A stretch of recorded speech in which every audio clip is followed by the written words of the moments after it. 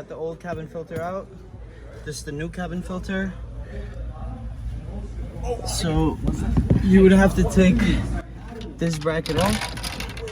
There's two clips right here, one right here, one right here. It will then pop down and slide out. You're gonna see this right here. You're gonna unbolt two bolts. I think they're T8s or T6s, I'm not sure to be honest. And then you're gonna press on this side and that side, and you're just gonna pull straight down. The old filter is gonna be in here. This is the new filter. We're just gonna pop it in, and that's it for the cabin filter. I'm just gonna give you guys an inside view. This is the new cabin filter. Goes straight in, slides in.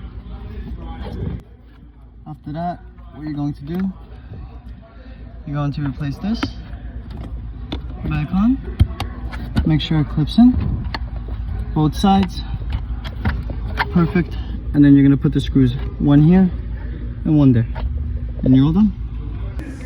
So what I'm going to do now, what I did before, I unclipped this light right here just to make it easier to access the cabin filter.